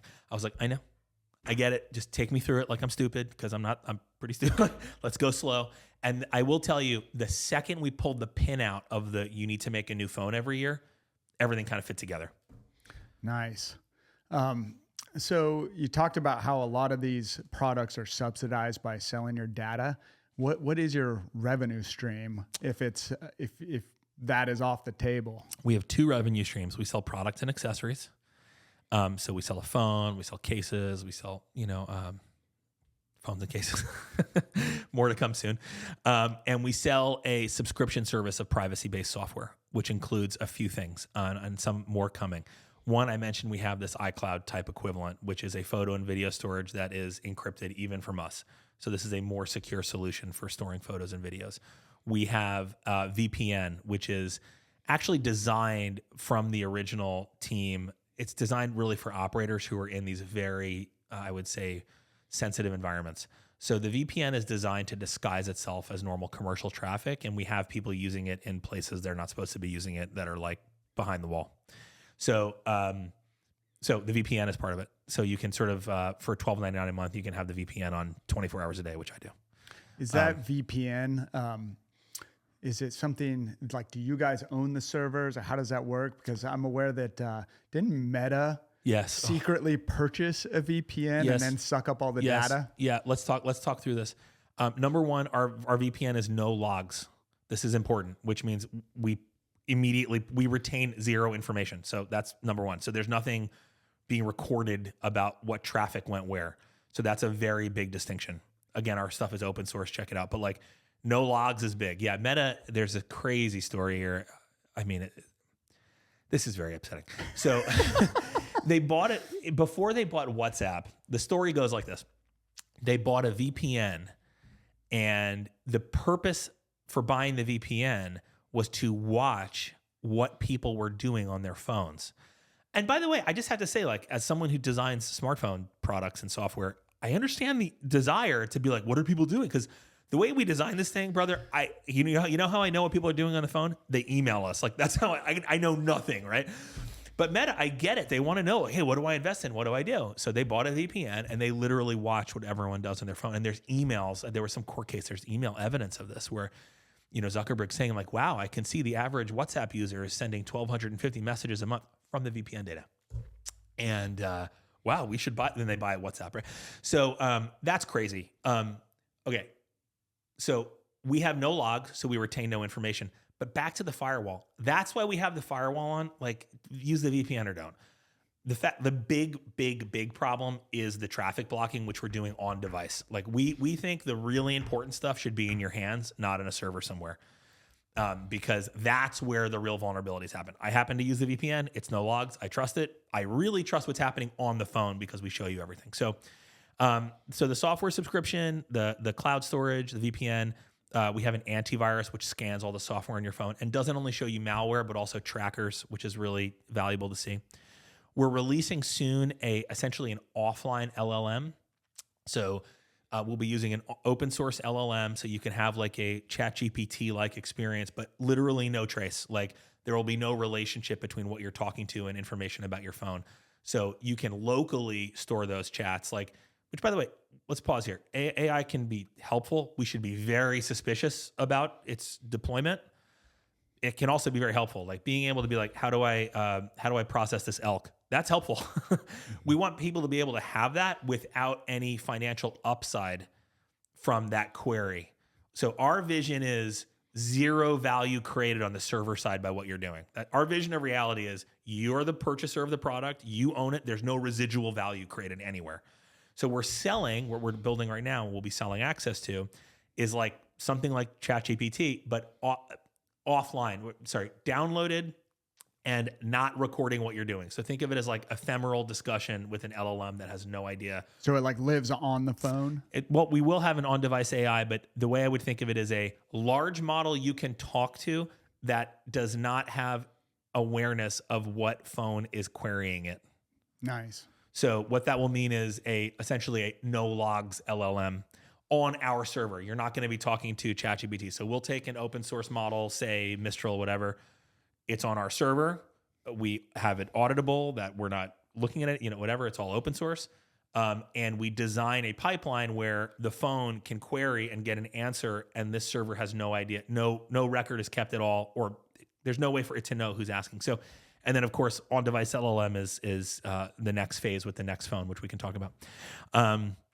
So anyway, all of these compose a software subscription, which is $12.99 a month. And that's how we make money. That's it. There's no other ways we make money. We make zero residual value off of the phone, which is why we have features like the one we call time away, where like we literally encourage you, like, don't use the phone. That is a cool feature. Keep going. You've got an hour without the phone. Keep going. Like that's, I think, like if other companies are incentivized for you to use the phone all the time, and everyone knows at those companies, I was one of them, that you using the phone all the time is bad for you, that is a misalignment of incentives, right? So we've designed this thing from the ground up to support people not using it, even though it's an essential tool, right? So yeah, time away for me is great. Like it helps me, like obviously I'm like a sort of high energy type A person, and like I can really use my phone too much. My wife can give you a lot of testimony on this. It's very valuable for me to be able to go to church, put my phone down, and consciously know when I pick this thing up, it's going to say like 75 minutes, 90 minutes since I've used it. And I know that sounds like a small issue. That actually changes the sort of tapestry of my life when I'm able to like focus at dinner with my kids, when I'm able to go to church and not look at the phone. So yeah, we see a lot of roadmap there. I basically want to have like a Sabbath feature where like I can, maybe the phone only will call me if certain people call. Anyway, we're working on that. We even have things like the firewall that prevents tracking, even prevents access to things like pornography and gambling, which are great because like these are bad things that have grown a lot with smartphones is, because this stuff is everywhere, we do it all the time. It's really bad. So we think being able to turn that off, and even in the future, like, if I choose, I certainly don't want anyone to feel like they're bullied into this, but like I'm someone who would choose to have my friends know the status of what content I allow on my phone. I feel personally that's a lot of value for me to be like, yeah, my brothers in Christ know why I use my phone. Yeah, why I use my phone, right? And I'm very okay if I'm like, if I'm having a bad moment, I'm like, I think I want to turn that switch off for the phone to be like, you sure you want Dale to know? For me, like with people I know, that again, this would be a very super optional thing, but like that's a lot of value for me, because I just think that at the heart of it, what we're saying here, whether it's data privacy or censorship or pornography and gambling, what we're really saying here is like the status quo has been that I'm not a citizen. I'm not a child of God in this situation. I'm like a subject of these like big companies that are like unaccountable monarchies. And there's all these downsides for me of internet addiction, and I'm like seeing these ads all the time, and I'm on social media. We believe in a very different vision in which like you buy the thing, it should work for your benefit and your country's benefit and your family's benefit. And I think that allows us a lot of freedom in our design approach. So not to get too far off on a tangent, but you do have 6 kids of various ages. What is your view on like access to phones and screen time for your kids? Extreme limitation. I would say the primary exposure my children have to computers or screen time is the Bible playing when they go to sleep. That is the most consistent. My experience has been any technology I give them access to, they abuse like crazy and turn into little devils. It's highly addictive. It's so bad, man. And it changes their personality and behavior. So I would say like, number one, there's the content, like, we got rid of Netflix. There's great alternatives like Angel Studios. I would just say like, let's not forget that these tech platforms are also our entertainment platforms. They have no open access to the internet. I'll let them use my phone, a little bit. Like in the morning, we'll look up like a scripture of the day. We'll read that at breakfast, things like that. I did get a PS5 in one moment of like jubilation. Like I was like, I think I'd been working a lot and I really wanted my kids to be like, Dad, you're the best. So I got like a PS5, and it has gotten to the point where I think there's like, there are 5 days a year I let them use the PS5. Otherwise it's in my gun safe. So they can use it. We have 4 boys and then 2 baby girls. So the boys can use it on their birthdays. And when other people celebrate Halloween, we have like a big hallowed Eve party at our house, worshiping the Lord, and they get to play video games. And that's it. So what does that mean? Like, they're constantly like, what about Sophia's birthday? Or what about your birthday? Can I use it? Like, because they really love it. So I just think our view is, we know that their friends, a lot of their friends, like my oldest is 11, his friends have phones and watches. And I think it's very important for us to be really consistent about our messaging here. And they just know. So I guess my main observation is pushback from the kids is limited if I'm really consistent about it. And they just know we're not like some of the other families that they go to school with, and we're more like the families we go to church with, and no phone. Yeah, that pull is strong. They see their friends using it, and then it's convicting too, because they see you on it, and you're like, well, I'm kind of a hypocrite. And so it makes you like that time away feature. Like, let's prioritize putting that thing away. I think you've raised like the really big issue, which is all this talk doesn't matter. What matters is my behavior and how I minister to my family and how I show up as a man to them. Like, that's the biggest teaching tool I have. And I really believe this is reflects in our business and our approach to our business is like, I'm very aware that my main job is my conduct and my holiness, like that, which is not where it should be. And God's dragging me kicking and screaming. Yeah. But like that's like the actual battle line is there. and then let's design a phone that acknowledges that and whatever. But like, my sons, like the biggest teaching tool for my sons is like how I treat my wife. The biggest teaching tool for my sons, which is not good enough, not as good as she deserves, right? She's better. She's a better person than me, for sure. The biggest teaching tool for my sons is like my willingness to repent. The biggest teaching tool, like I'll tell you something funny. Our pastor recently, out of nowhere, I have the best pastor. It's been said your pastor should be the bravest person you know. That is the case for me. He in a very liberal area of our country is breathing fire and telling people the truth. And that was a big reason I made this jump, was seeing his bravery. And he recently, he said, everyone, Joe here, you see Joe with all the kids. I don't know if you know this, but Joe's building this phone and you guys got to look in this. He goes, Joe, stand up. And then he says these nice things. And I was very humbled. And then I keep standing. And after a minute, he goes, Joe, you're supposed to sit down. And he goes, Joe's very obedient. And I'll tell you, back to that time with rehab, like my pastor saying I'm obedient is a very attractive outcome for me. Yeah. And I know that sounds backwards because I'm like proposing like we take it to the man and like whatever, but like I want to do this in a godly way. I want to be fierce and unrelenting, and I want to put let me watch my language here. I want to be as aggressive as possible against the evil that's destroying our souls and our country. And I want to do it righteously, right? I want to do it with the guidance of other men who have more wisdom than I do. So anyway, that's to me like with my parenting, that's the stuff, That's awesome, man. So if people want to buy the phone, just go to the website. Like what do you guys got kind of in the near term? Yeah. So we're online, unplugged.com. You can buy the phone. Best Buy. We're for sale on Best Buy. The phone is $989. We're really excited to announce this year, for Veterans Day, a new price for veterans and people who are currently serving, which is $175 off the phone. And we're really pumped about this. Also for Veterans Day and that week, all purchases that non-veterans and people who aren't serving make, we're putting $50 towards veterans causes. So, our view here is like, there's a big thing like in electronics around like Black Friday and like, I get it. Cyber Monday, whatever. I get it. Like, I think our perspective is the sacrifices that people have made defending and protecting our Constitution is like a much more important thing to celebrate.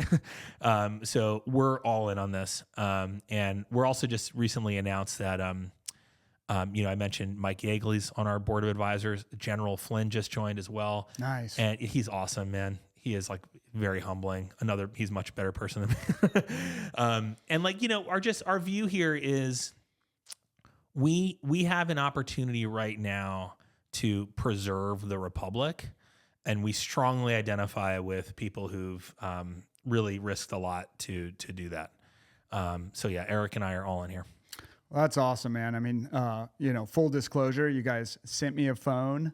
I have been with Apple since I first got a smartphone, and the usability of it is really good. It's not perfectly intuitive if you're an Apple consumer, but even the updates you've made since I got the phone, like you're adding iMessage and things like that, it really is not that difficult.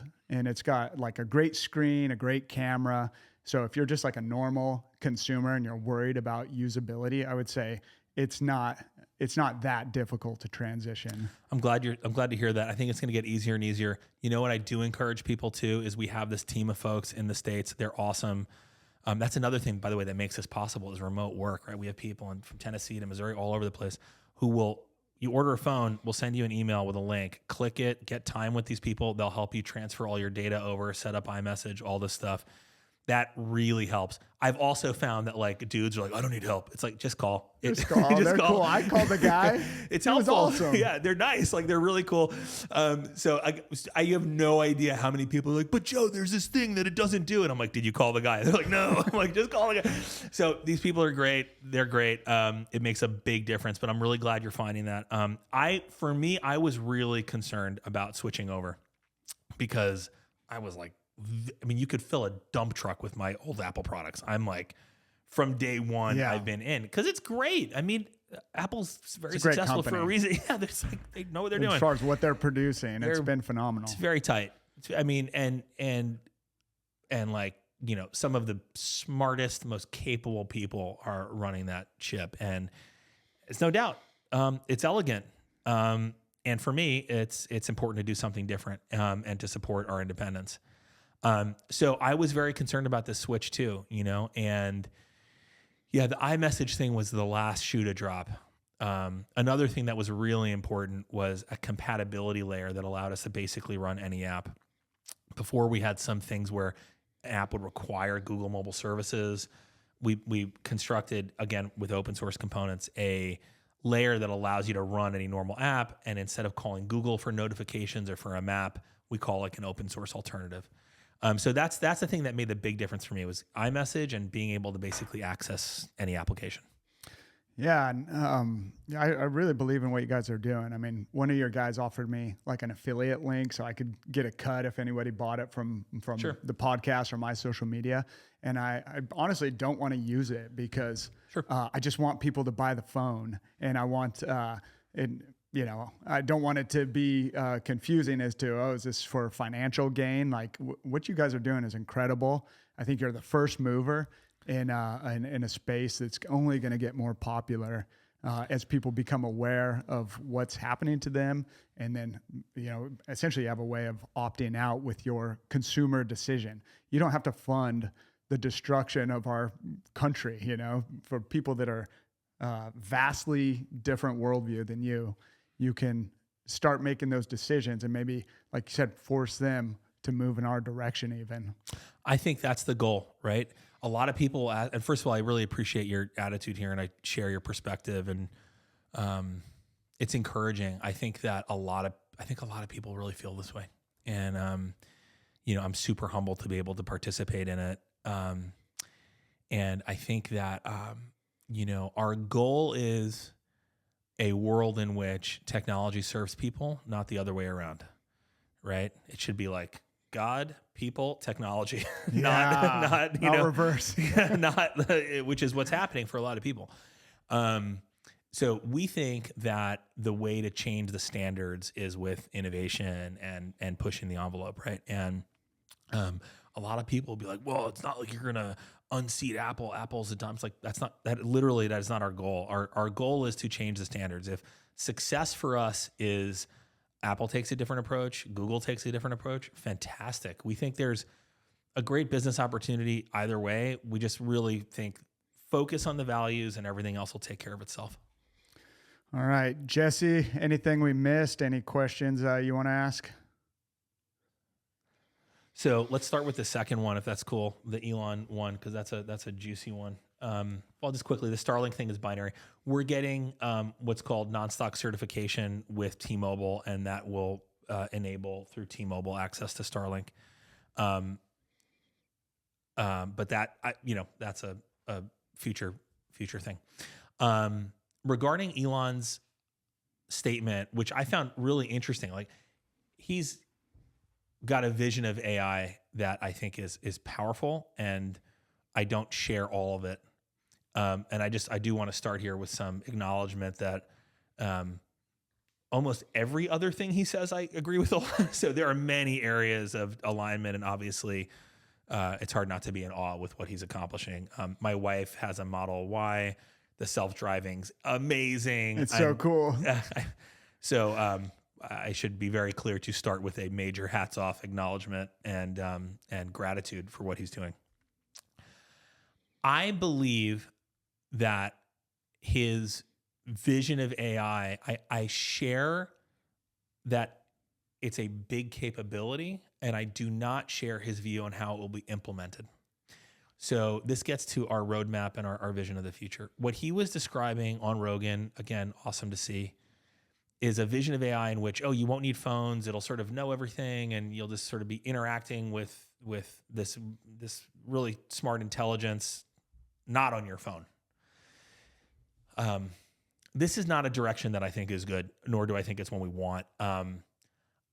I do believe AI is going to be very liberating. So let me thread this needle for you. The last thing I want is to be outsourcing all these capabilities to a server somewhere, because if it's not running on your computer, it's someone else's computer, right? So I'm a big believer in it has to be in your hands.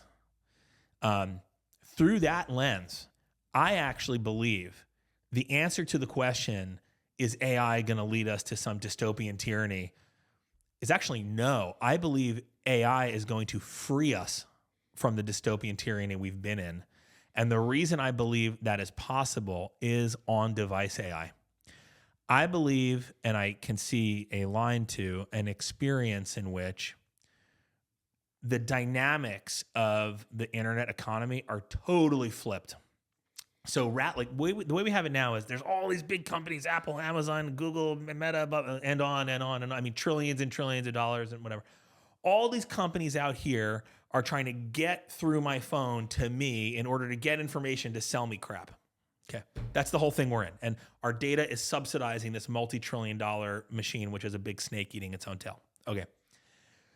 I believe AI can free us from this by doing the following, by making intelligence on the device so that super understanding of me and my preferences, and I've seen this, like we're doing this right now, we have software doing this. Understanding dynamics of me and my relationships and what I'm interested and what I care about, and when I'm busy and when I'm not, and when I want to go on a trip, and maybe I want to bring the family to go visit Dale, all this, right? The phone can understand this and privately assemble all the great offerings that the internet has to offer me without these companies knowing anything about me. So I think AI is actually going to be an incredibly democratizing technology that's going to put power back in the hands of the customer, and hopefully totally defund and de-data the approaches of the internet companies. And that's one of the big reasons I'm so aligned with the mission here, is like, you need the whole stack. You can't just do this with like some server-based stuff. You can't just do this with an app. You need to own the whole phone. You need to control the whole thing to be able to do what I just described. So Elon's vision of AI in the future, you won't need an app, you won't need a phone, you'll just be interacting with this magical cloud that knows everything. I agree that AI will be very liberating. I think many of the experiences we have on the phone will be different, but I think we're going to want a very competent computer in our hand. And I don't think we want to outsource that capability to anyone, because that's what our Constitution is founded on, a Christian concept, which is we are all total liars, right? No one should have power over other people because we're fallen and we're broken. And I believe that. So our vision is not, hey, we'll all have this incredible phoneless experience with the AI in the cloud. Our vision is, no, AI can actually empower the individual at the local device level. And I see that as an animating vision for our direction.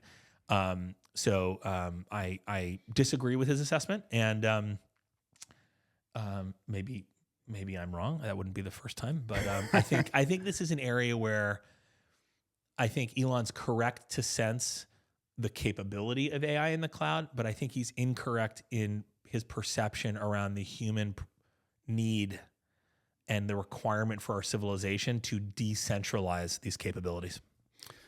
Yeah, I think you're right, actually. I mean, that makes a lot of sense. See?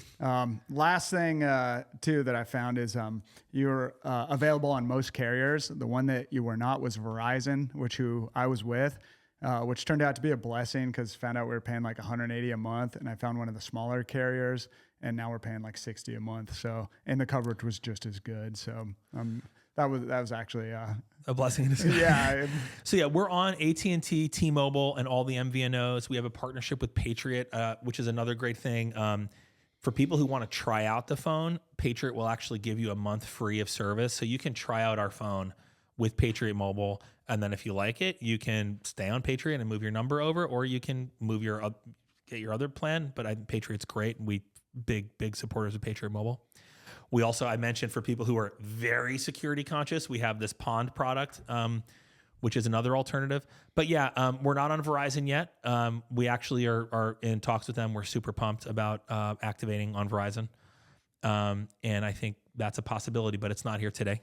So I would say for people who want to try it out but don't want to deal with the hassle of changing carriers, I would say a really good first step is this Patriot product, where we're literally sending a SIM in every box, so you can try Patriot for a month free.